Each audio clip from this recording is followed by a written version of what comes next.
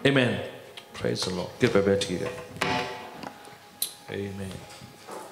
खुदावन यीशु के पवित्र नाम में आप सबका अभिनंदन स्वागत करते हैं खुदावन के घर पे प्रभु के वचन की ओर। जैसे ही हम लोग ध्यान करते तो मैं चाहूँगा कि आप अपने पाक कलाम को, अपने पवित्र शास्त्र बाइबल को आप मेरे साथ निकालिएगा। आज जब खास खजूरी इतवार के तौर पर मनाया जाने वाला दिन है, हम सब प्रभु यीशु मसीह की यरूशलेम में जो एंट्री है, प्रवेश है, उसको याद करते हुए उन बातों को सीखेंगे किस तरह से खुदावन यीशु और क्या मकसद प्रभु यीशु का जब वो यरूशलेम में प्रवेश करे, शाही दाखला खुदावन यीशु का जो है पाम संडे के दिन खजूरी इतवार इसको कहा जाता है। पाम संडे, खजूरी इतवार, यीशु के स्वागत के लिए यीशु को बादशाह करके ऐलान करने की बात है। ये वो घड़ी है, आज से पैशन वीक की शुरुआत होती है। ये वो दिन है जब प्रभु यीशु मसीह यरूशलेम में गधी के बच्चे पर सवार होकर प्रवेश करते हैं और यीशु के सलीबी मौत से पहले एक पैशन वीक, यीशु के दुखों का शुरुआत होता है। उनकी एक नई जो है ज़िंदगी के उस सेवकाई के फेस की शुरुआत होती है। उसे पैशन वीक कहते हैं क्योंकि आज के दिन जो है त्योहार की शुरुआत है और ये त्योहार फसह का त्योहार से जो है ताल्लुक़ है। फसह का त्योहार आज से एक वीक बाद है, उस समय की बात है। जब फसह का त्योहार होता है तो तमाम जो इस्राएली या दुनिया के किसी भी कोने में क्यों ना रहते हों, वो यरूशलेम वापस आते हैं और इस त्योहार को परिवार के साथ ख़ानदानी तौर पर जो हैं शिरकत करके वो मनाते हैं। तो जहाँ कहीं भी यहूदी लोग पाए जाते थे और इस दिन में वो प्रवेश करते थे, शाही दाखला होता है यीशु का। इसके बीच में सब जो हैं यरूशलेम भर जाता, समझिएगा। सारे होटल मोटल्स और जगहें जो हैं, सराह इन और जो भी रहने की जगहें हैं वो पूरी भर जाती है खचाखच, क्योंकि सारे यहूदी ट्रैवल करते हैं, आ जाते हैं। जो दूर देश में रहते हैं, दूसरे इलाकों में रहते हैं, सब जो हैं आकर यरूशलेम में जो फसह के पर्व को मनाते हैं। और ये एक वीक पूरा जो है त्योहार का तैयारी होती है और लोग पहले से आ जाते हैं। जो दूर से आते हैं आकर टेम्पल में जो हैं यरूशलेम में आके इनफैक्ट अपना जो हैं कुर्बानियाँ खरीद लेते हैं पहले से कि फसह के दिन उनको मेमना जो है कुर्बान करना है, चढ़ाना है। और पहले से जो हैं वो अपने पकवान की तैयारी हो जाती है, क्योंकि ये जो त्यौहार है इवन मिलकर भोजन में शिरकत करने का भी है। और वो बाहर से आकर मनी ट्रांसैक्ट करते हैं, उनको अपना मनी चेंज करते हैं और तरह तरह की जो है चहल पहल होती है, खचखच भर जाता है।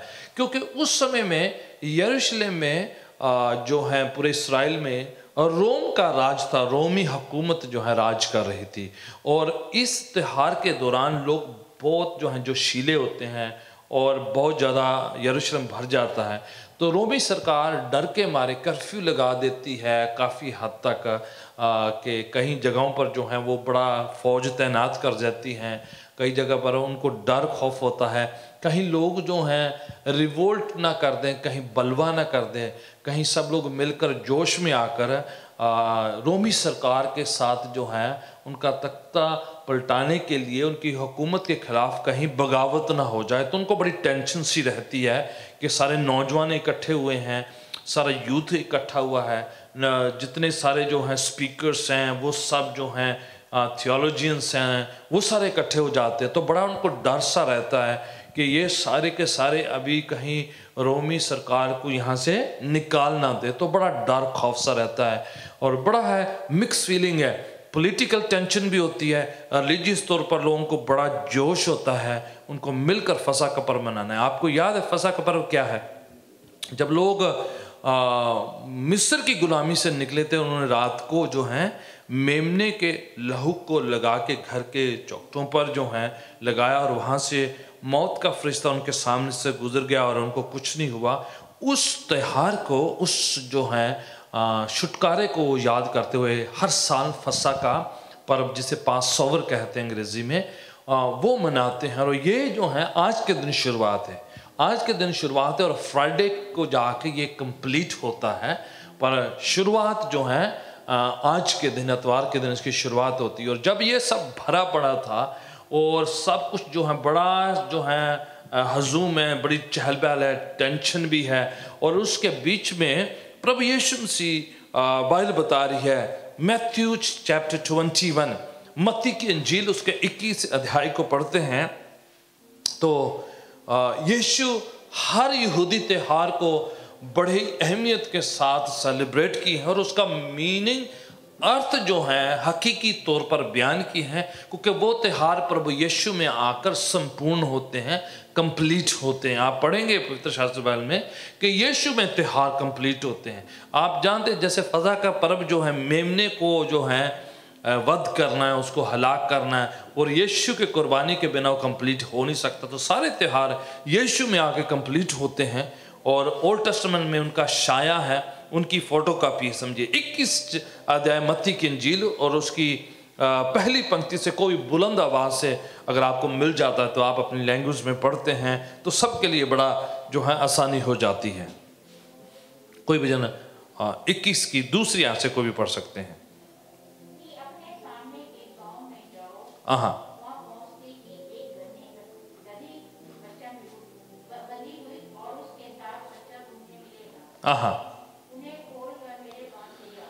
अब यीशु वहां पर प्रवेश करते हैं और प्रायर टू जाने से पहले वो अपने शागिर्दों को पास वाले गांव में जाने के लिए कहते हैं और कहते हैं आप जाओ और जाओगे वहां पर जो है एक गांव में जैसे आप जाओगे वहां पर गधी और उसका बच्चा वहां पर होंगे और आपने उसको लेके आ जाना है।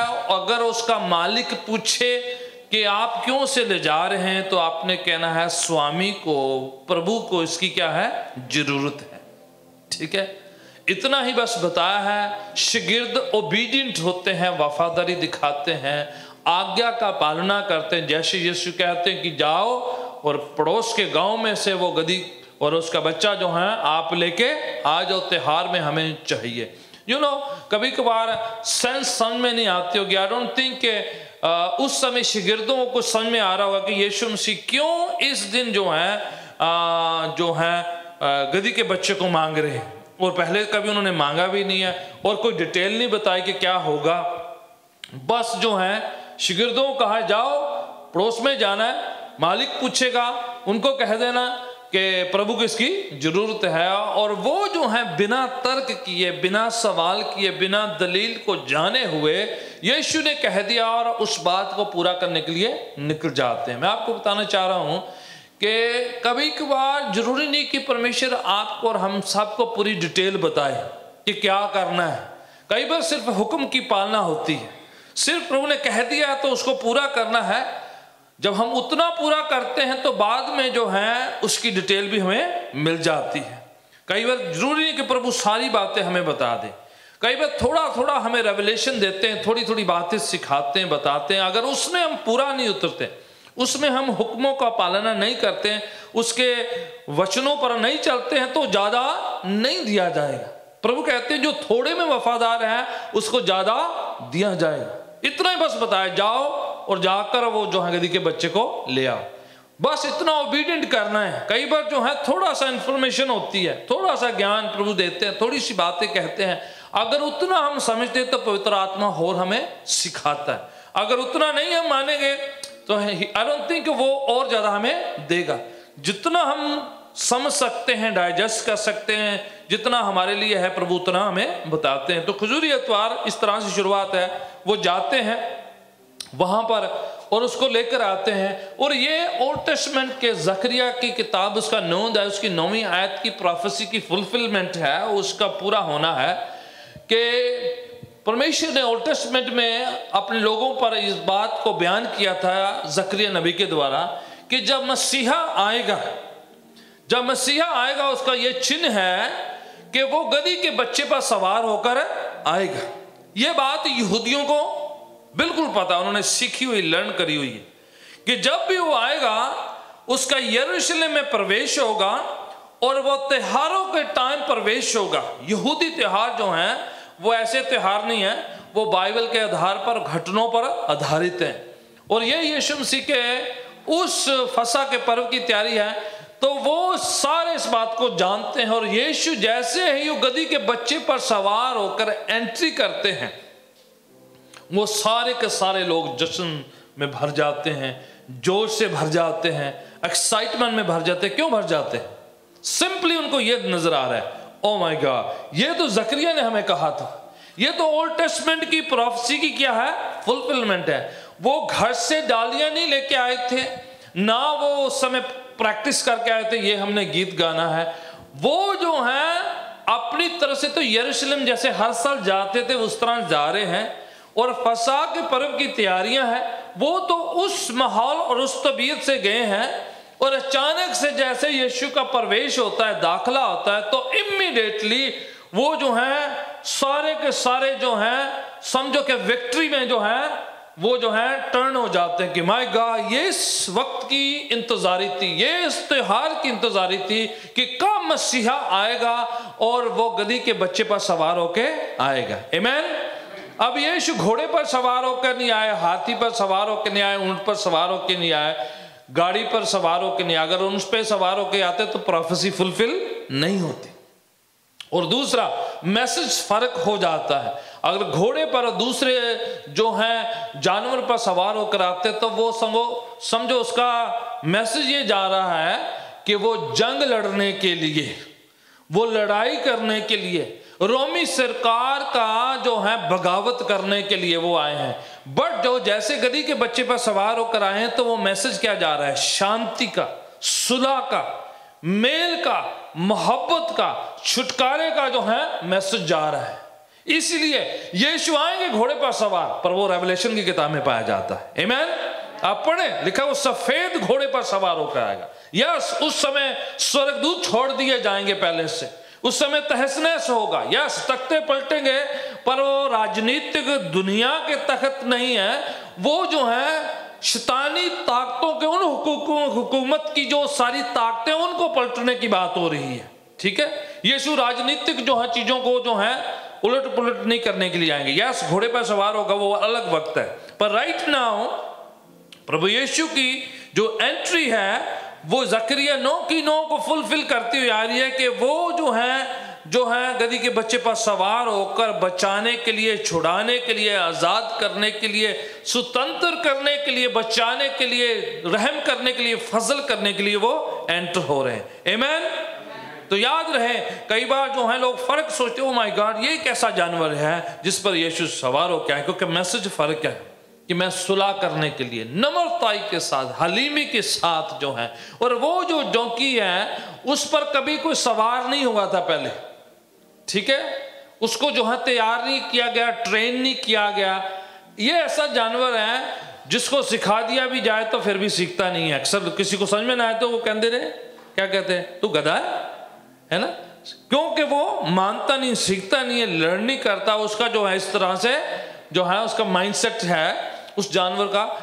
और वो जो है बिना सिखाए जो है वो सब क्या हो रहा है, फिर भी पूरी तरीके से वो जो है पूरे जोश जितना जश्न सारा है उसके बीच में बिगड़ नहीं रहा है, बिकॉज खुदावन यीशु जो है पूरी कायनात को, पूरी सृष्टि को अपने कंट्रोल में रखे हुए हैं। आमीन।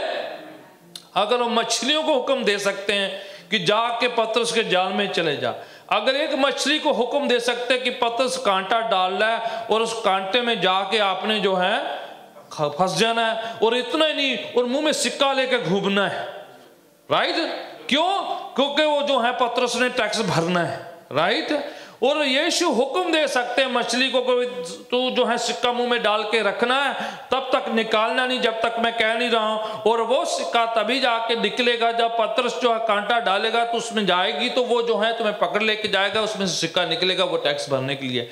तो वो पूरी कायनात को जो है हुक्म दे सकता है, पूरे जो है जीव जंतुओं को ट्रेन कर सकता है। इंसान जबरदस्ती या अपने टूल से, अपने ज्ञान से, अपनी सोचो समझो से, अपने मर्जी से जो है सारे जानवरों को ट्रेन करता है। परमेश्वर सृष्टि का सृजनहार है, वो अपने आप उसके मुंह के शब्द के द्वारा से सारे काम हो सकते हैं। आमीन। वो चाहे तो जिसको कुछ समझ में नहीं आता है पल भर में समझ दे सकता है। जो बिल्कुल गधा है, जिसको कुछ अक्ल नहीं, कुछ समझ में नहीं आ सकता है, वो चाहे तो एक ही क्षण में इसको इतना ट्रेन कर सकता है, इतना समझ दे सकता है, इतना ज्ञान दे सकता है कि सारे हैरान हो जाएंगे। इसने तो सीखा भी नहीं है, फिर भी कैसे ये इतना सभ्य, इतना जेंटल कैसे हो सकता है? क्योंकि परमेश्वर he can do anything in anything. आमीन। एनीथिंग, एनी टाइम वो कर सकते हैं। और वो ही काम किया है, वो लेके आए हैं, यीशु पर सवार हुए हैं। एंड द मोमेंट यीशु जो है यरूशलेम में दाखिल हुए हैं, ये एक और फुलफिलमेंट है जो ज़बूर, एक ज़बूर है। कितने लोगों को ये ज़बूर याद है? ज़बूर 24, रब खुदावंद बादशाह, ओ खुदावंद बादशाह, ऊंचे करो सिर दरवाजे, दरो में दरवाजे। कौन एंटर हो रहा है? बादशाह एंटर हो रहा है। वो जो है ज़बूर 24 की फुलफिलमेंट है। वो क्या कहा जा, वहां पर कहा जा रहा है कि जिस दिन वो एंटर होगा, दरवाजों को क्या जाना है? खुल जाना है। सिर ऊपर कर लेने हैं, खुल जाने हैं। क्योंकि कौन एंटर हो रहा है? बादशाह एंटर हो रहा है। आमीन। खुदावंद यीशु के आने से दरवाजे क्या हो जाते हैं? खुल जाते हैं। अरोनो कि वो जो हैं यरूशलेम के दरवाजों की बात कर रहे थे। यरूशलेम के जो बड़े गेट हैं, यरूशलेम के चारों तरफ 12 गेट हैं, शहरपनाह के, दीवार के, उन दरवाजों की बात हो रही है। पर मैं आज स्पिरिचुअल बात बताना चाहता हूं कि जब भी प्रभु यीशु आ जाते हैं, खुदावन अपनी कलीसिया के, अपने लोगों के लिए आशीषों के, बरकतों के दरवाजे खोल देता है। आमीन। यीशु के आने से, बादशाह के आने से मुक्ति के, नजात के, रहम, फजल, कृपा, अनुग्रह के क्या हो जाते? दरवाजे खुल जाते हैं। खुदा उनकी शिफाओं के दरवाजे खुल जाते हैं। उनको हुक्म दे दिया जाता है, दरवाजों अपने सिर को क्या कर लो? ऊंचा कर लो, खुल जाओ, क्योंकि बादशाह क्या हो रहा है? एंटर हो रहा है। अगर कोई सोच रहा है कि मुझे आशीष नहीं मिल रही, बरकत नहीं मिल रही, ये नहीं हो रहा, मेरा ये काम नहीं हो रहा है, मैं सोचता अगर यीशु मसीह को कह दिया जाए कि जिंदगी के इस हिस्सा में अगर आपको हीलिंग की है तो आप उस हिस्से में पुकारे, अगर फाइनेंस की है तो उस हिस्से में पुकारे, अगर विजडम नॉलेज मांग रहे, अगर गधे को इमीडिएटली उसी समय ट्रेन कर सकता है तो हम कह सकते खुदावन विजडम नॉलेज, ज्ञान के, सोच समझ सूझ के आप दरवाजे क्या कर दे? खोल दे। और जो रुके हुए काम है मेरी जिंदगी के, वो ब्लॉक हुए दरवाजे क्या मेरे लिए खुल जाएं। आप अपनी उस जरूरत को सामने लगा सकते हो, कहें कि यीशु मेरी जिंदगी में, मेरे ख्यालों में, मेरी रहम फजल के दरवाजे जो रुके हुए हैं और यीशु के नाम से क्या हो जाएं? खुल जाएं। आमीन। सिर ऊंचे कर लें दरवाजों, क्योंकि बादशाह आ रहा है। कई बार हम अपनी कोशिश करते हैं, अपना प्लान लगाते हैं, अपनी स्ट्रैटेजी लगाते हैं, कई बार अपने अप्रोच खूब लगाए जाते हैं, उसके बावजूद दरवाजे क्या नहीं होते? खुलते नहीं। हम करते हैं ट्राई, कई बार सीधी उंगली, टेढ़ी उंगली, जो भी कहीं होता है हमसे सब करते हैं। पर आई थिंक व्हेन बादशाह आते हैं, किंग आते हैं, दरवाजे अपने आप क्या हो जाते हैं? खुल जाते हैं। उनको खोलना है। कुछ बदरूएं जो हैं हमारी दुआ से नहीं जाती, वो सिर्फ यीशु के नाम से ही जाती हैं। उनको जाना है, उनको जो है निकल जाना होता है जब आप और मैं कहते हैं कि बादशाह आप आए, आप एंटर करें, आप प्रवेश करें। आपके हाथ में खजूर की डाली है या नहीं? आप चर्च में आपको वो जो है खजूर की लीफ या वो जो टहनी मिली या ना मिली हो, आपको यीशु बादशाह मिलना बहुत जरूरी है। वो हमारे साथ, वो हमारे घर, वो हमारे दिल के दरवाजे में आए, वो हमारे दिल में रहने पाए, वो हमारे खानदान में रहने पाए, वो जो है बसेरा करने पाए, वो बहुत जरूरी है। दरवाजों तक जो है सीमित ना हो, खजूर की डाली तक सीमित ना हो, बल्कि जो है सिर्फ गीतों तक सीमित ना हो। यीशु वाकई हमारे दिल का हो, क्या हो जाए? बादशाह हो जाए, वो राज करने पाए, बाकी सारे राज्य खत्म हो जाएं। शैतान का राज्य, हमारा राज्य, फाइनेंस का राज्य, जिंदगी के जो अभिलाषा ख्वाहिशों का राज्य खत्म हो जाए। इवन लॉर्ड्स प्रे में कहा गया कि ऐ बाप, तेरा राज्य आए जैसे आसमान में है वो ही राज जमीन पर हमारे होने पाए। आमीन। यीशु का शाही दाखला हमें ये बता रहा है कि यीशु वाकई हमारी जिंदगी में भी शाही दाखला करे, वो एंटर करे, वो आके बादशाह, वो राज करे, वो सिखाए, वो डायरेक्ट करे, वो हुकूमत करे, और कोई हुकूमत ना हो बल्कि सिर्फ यीशु की हुकूमत हो हमारी जिंदगी में। आमीन। आगे पढ़ते हैं मैथ्यू 21 में, बड़ा अच्छा यहाँ पर हवाला है, आप मेरे साथ पढ़िएगा। मैं चाहता हूँ क्योंकि ये आपको लगे ना कि मैं कह रहा हूँ, 4 आयत को पढ़े, आपको समझ में आ रहा है कि कौन कौन सी प्रोफेसी फुलफिल हो रही है। ये वाक्य वो प्रॉफिट्स हैं जो जिनको खुदा के वचन में बड़ी अहमियत दी हुई है। पढ़िए 4 आयत को, 21 मत्ती की इंजील 21 की 4 से। हाँ जी, मैं नहीं कह रहा हूं, वाणी कह रही है, ये इसलिए हुआ कि जो भविष्यवक्ता ने कहा था, नबियों ने नबूवत करी थी, वो बात फुलफिल हो। कौन सी बात? पढ़िएगा कंटिन्यूली।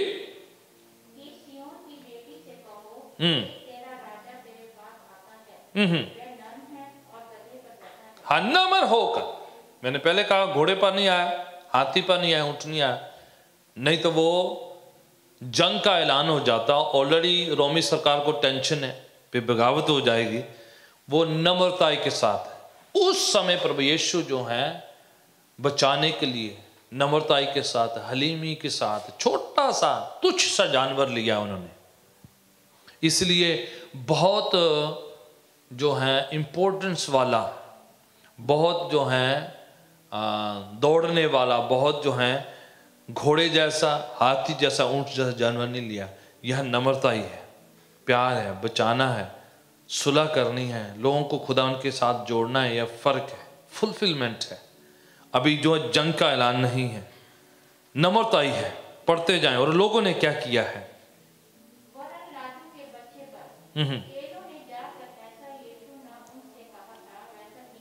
हाँ जी, चलो ने जैसा कहा था वैसा ही किया, उन्होंने अपना कुछ नहीं लगाया है। ठीक है, आगे। और गदही और बच्चे को लाकर उस पर अपने कपड़े डाले और वह उन पर बैठ गया। और दूसरे लोगों ने अपने कपड़े मार्ग में बिछाए। Right right right. और लोगों ने पेड़ों से डालियां काटकर मार्ग में। Praise God. ये जो है, ये एक तरीका था उस जमाने का कि जब भी बादशाह आता है उसके स्वागत में लोग अपने कपड़े जो एप्रन्स हैं, स्वागत में जो है बिछा देते हैं, उनका स्वागत करते हैं। और खजूर की डालियां करी जाती थी कि वो विक्ट्री का निशान होता था, वो जो है स्वागत का निशान होता था। और वो जो है एक शाही दाखले को बताता कि जब भी बादशाह आता तो इस तरीके से उनको करते थे, क्योंकि वो पहले से तो उनका प्लान नहीं था। उन्होंने उसी समय क्या किया, पास में खजूर की डालियां उतारी और इमीडिएटली वही जो है, जिस तरह से एक बादशाह एंटर होता है, वही जो है सलामियां दी उन्होंने, कपड़े बिछा दिए और पूरा जो है हजूम जो है प्रस्तिश करने लग गया। आराधना स्तुति होगी शुरू है कि बादशाह जो है एंटर कर रहे हैं। और ये है यीशु को बादशाह ऐलान करिए जो करना है, तो बिना वर्शिप के हो नहीं सकता है।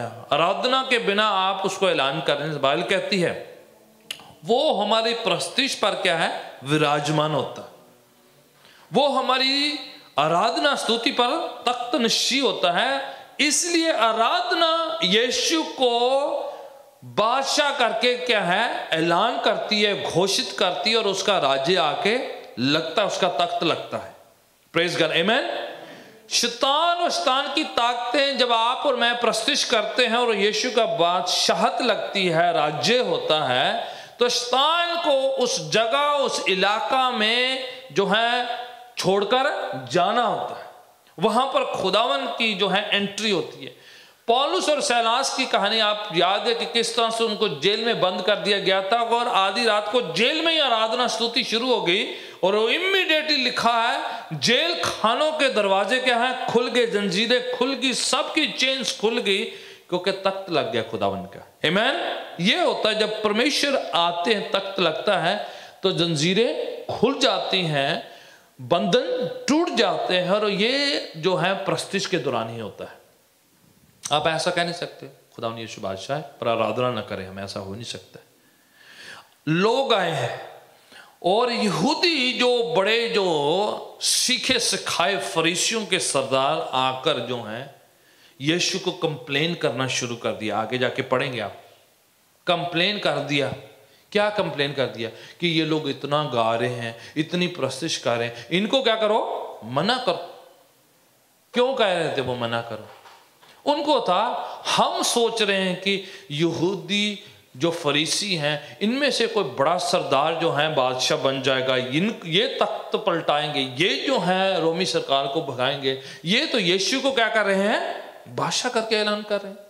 यीशु तो यहूदियों में से एक नहीं है, वो सरदारों में, वो तो फरीसियों में से एक नहीं है। आप इनको बंद करो, हमारा इधर जो है, हमारी काउंसिल, हमारी सनहेड्रिन, हमारा जो है वो वाला जो है, हम राजनीति की पूरी संभाले हुए हैं।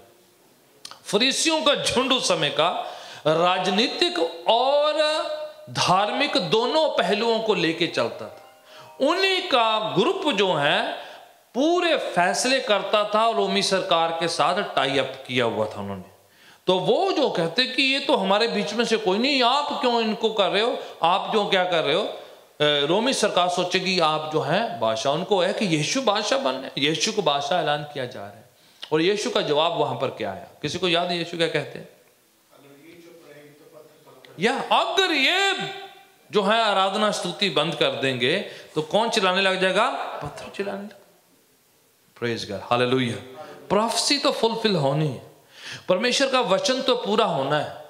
अगर हम अपना किरदार नहीं निभाया तो, अगर हमने स्तुति नहीं करी तो खुदावन किसी और से करवा ले। अगर हम अपनी बुलाहट को पूरा नहीं किए, अगर हमने प्रभु की स्तुति नहीं किया, हम सोचे कि मैं नहीं होया तो लगता कुछ होना ही नहीं है, मैं ना हुआ तो वो नहीं होगा। हम हो या ना हो, खुदावंद खुदावंद है, हमारी वजह से वो खुदावंद नहीं है। हम प्रस्तिश नहीं करेंगे तो उसको प्रस्तिश में कमी हो जाएगी? नो। बाइबल कहती है फरिश्ते तो 24 घंटे कदूस कदूस कदूस, पवित्र पवित्र सेनाओं का यहोवा पवित्र ऑलरेडी गाते रहते। हम जो है उसकी आराधना करते तो खुदावन पर एहसान थोड़ी है। हम परमेश्वर पर कुछ बड़ा जो है वोटा नहीं बधा रहे रब दियां कि मैं जज नहीं की तो रब दी, उन्होंने एक वोट कर देनी रब दी, रब रब नहीं रहना। नो, यीशु कहते आप नहीं करोगे तो कौन चिल्लाने लग जाएंगे? पत्थर। हमारी दुआ है कि कहीं हमारी जगह कोई पत्थर ना ले ले, हमारी जगह हम खुद ही आराधना करें, हमारी जगह हमारी उस कुर्सी ना करें, चर्च का प्यू बेंच ना करें, हम अपनी जगह पर खुद ही आराधना करें। आमीन। हमारी जगह कोई और ना ले जाए। खुदावन कहता है अगर तू नहीं करेगा ना तो मेरे पास बहुत और है, मैं किसी और से करवा लूंगा, मैं गधे से करवा लूंगा, आप क्या चीज है। तो ऐसा ना हो कि हमारी जगह कोई और ले ले। हम अपना किरदार, हम अपनी जिम्मेदारी, हम अपने फर्ज, हम अपनी भूमिका जो खुदावन ने हमें दी है अपनी स्वेच्छा से खुद ही करें और पूरी होश हवास के साथ और खुशी के साथ करें। आमीन। कोई हमारी जगह न ले। खुदावन कहता है चुप हो जाओ, आज कोई आराधना बंद नहीं कर सकता। अगर ये बंद हो जाएंगे तो पत्थर चिल्ला उठेंगे। जहां कहीं भी लोग जो है वाच करें, मैं आपको बताना चाह रहा हूं, दुनिया भर में लोग आराधना को बंद करना चाहते हैं, चर्च स्टॉप करना चाहते हैं। जो लोग प्रार्थना स्तुति करते हैं उनसे डरते हैं, उनको बंद करना चाहते हैं। लोगों पर सताव आता है, चर्चेस पर सताव आता है, विश्वासियों पर सताव आता है। आप और जो मर्जी कुछ बन जाओ, कोई किसी को फर्क नहीं। जब आप प्रभु यीशु के पैरोकार बनते तब लोगों को प्रॉब्लम है। पर आप बुलंद हो जाना है, आपने स्ट्रांग हो जाना है, आपने दृढ़ हो जाना है, आपने कुछ और नहीं बनाया, आपने यीशु के पैरोकार बनना है। आपकी स्तुति गान, आपकी प्रस्तिश, आपकी आराधना, आपकी वर्शिप कोई बंद ना कर सके। ऐसा ना हो आप बंद हो जाए तो आपकी जगह कोई और पत्थर ले ले। आमीन। आपकी जगह आप खुद ही करें। खुदावन आपके साथ है, कोई भी आपके खिलाफ क्यों ना हो जाए। हर जो है पहाड़ पीछे हटना है, हर दरवाजे को खोलना है, हर जुबान जो आपके खिलाफ बोलती खुदावन उसे बंद कर देगा इन जीसस नेम। आमीन। हर एक जो हथियार शैतान ने आपके खिलाफ छोड़ा है, खुदावन यीशु से नलीफाई करने वाले, कैंसिल करने वाले, रद्द करने वाले, आपके खिलाफ कुछ भी क्यों ना हो जाए, खुदावन आपके साथ टेकर करने वाला है। आमीन। एक और हवाला मेरे साथ पढ़िएगा, कंटिन्यू जरा से 21 की 10 और 11 आयत पढ़ दीजिए जरा। हाँ, सारे नगर में क्या होगी? हलचल मच गई। ये होता है जब यीशु दाखिल होते हैं। अंग्रेजी में लिखा द सिटी वॉज मूव्ड। जब यीशु दाखिल होते हैं तो शैतान की ताकतों में क्या होता है? हलचल मच जाती है। प्रेज गॉड, आमेन। कभी कभार बदरुएं छुप के बैठी रहती हैं। वो जब प्रस्तिश आराधना होती, जहाँ यीशु विराजमान होते हैं, वो बैठ नहीं सकती, चिल्लाने रोने और नाटक करना शुरू हो जाता है उनका, क्योंकि वो चुप के रह नहीं सकती। उनके अंदर क्या हो जाती है? खलबली मच जाती है। आमेन। लोग उदा चंगे भले होंगे, जो वर्शिप होंगी, आराधना होंगी है, चर्च विच कईयां दा दाखिल होंदा है, वो जो बड़े सोहने सनजे होंगे ने, एकदम तो कि मैनीफेस्ट होना शुरू हो जाता है। वजह की है? जब यीशु की प्रेजेंस होती है तो शैतान क्या हो जाती है? खलबली मच जाती है, बैठ नहीं सकता है, रह नहीं सकता है। इसलिए बेस्ट तरीका क्या है छुटकारे का? बेस्ट तरीका क्या है खुदावन को ऊंचा करने का? आराधना, स्तुति। कई बार शांत रह के और कई बार क्या है? बुलंद आवाज करके। ये वक्ता वो चिल्ला चिल्ला के कह रहे थे होसन्ना होसन्ना। होसन्ना का मायना क्या था? हिब्रू वर्ड है जिसका मतलब है कि खुदा आ और हमें आके बचा ले, कम एंड सेव अस। क्योंकि वह दूसरे हुकूमत के अंदर थे, जिस्मानी तौर पर, रूहानी तौर पर बांधे हुए थे, बंधनों में थे। वो लोग सिस्टम में बंधे हुए, रिलीजियसिटी में, धार्मिक रूढ़िवादी परंपराओं में फंसे हुए थे, जिंदगी नहीं थी। तो वो कहते हैं हुसैना। पंजाबी, हिंदी, उर्दू में हुसैना का मतलब होता है कि सना गाओ, राइट। पर हिब्रू में हुसैना का मतलब है कम एंड सेव अस, आ और आकर हमें बचा ले। दुहाई है, एक पुकार है, एक आग्रह है, खुदावन के सामने एक विनती है, खुदावन आ और हमें बचा ले, कम एंड सेव अस, होसाना, ये ना, Jesus come and save us. जैसे बर्तिमी कहता था, दाऊद की संतान मुझ पर रहम कर। आप और मैं जब आप होसाना जब गाते हैं, सना तो गाइए, उसके साथ आपके मन में यह है कि Jesus you come, Jesus my king my Lord, you come and save us. आपके और मेरी जिंदगी में अगर यीशु बादशाह नहीं है और कोई और चीज हुकूमत कर रही है, तो होसाना का नारा लगाएं, कहें Jesus hosanna, come king and save me. हर हुकूमत से, हर ताकत से, हर शैतान के हिले हमलों से मुझे आकर बचा ले। ये यीशु को उस समय वो लोग कह रहे थे। और लोग क्या कहने लगे? पढ़ दीजिए जरा, फिर क्या हो? और लोग कहने लगे, हाँ जी, ये कौन है? Praise God. जब आप ये नारा लगाते हैं होसाना का, जब आप यीशु को मुक्तिदाता, बादशाह करके ऐलान करते हैं, तो दूसरे लोगों को मौका मिलता है आपसे पूछने का कि ये कौन है जिसके आने से खलबली मच जाती है? ये कौन है जिसके आने से छुटकारा हो जाता है? ये कौन है जिसके आने से आप बड़े खुश हो जाते हैं?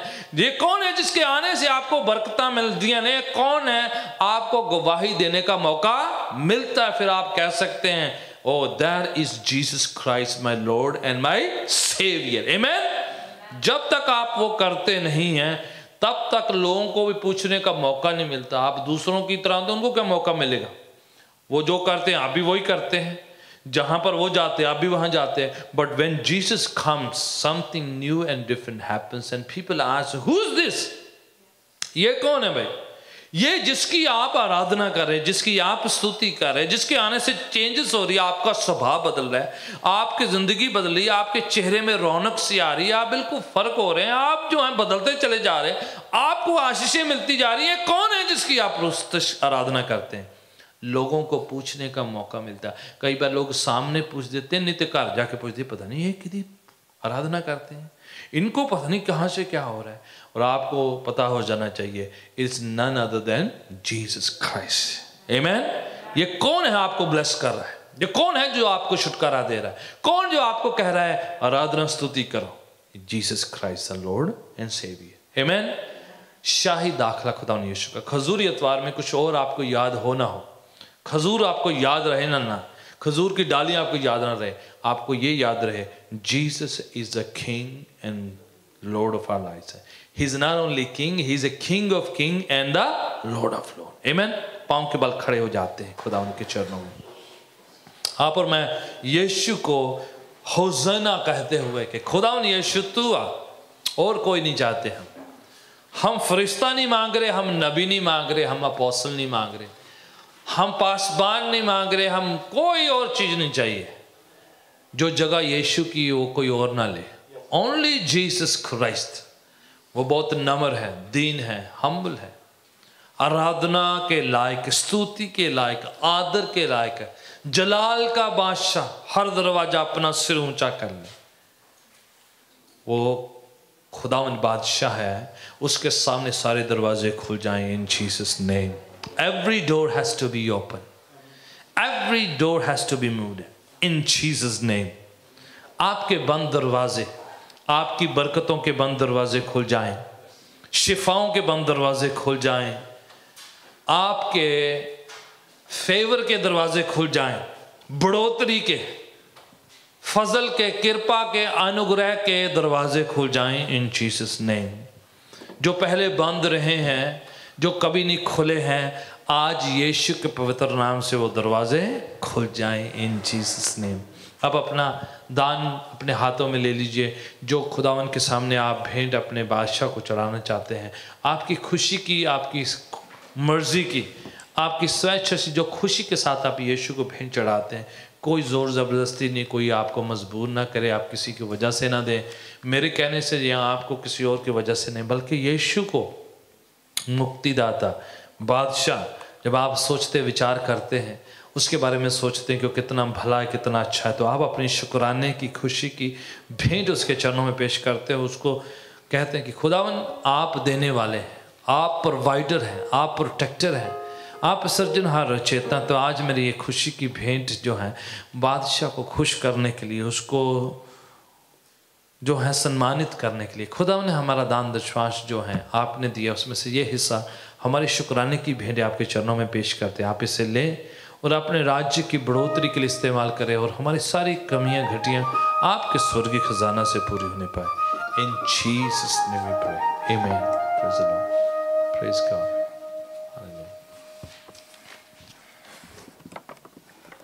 बड़ी धीमी सी आवाज से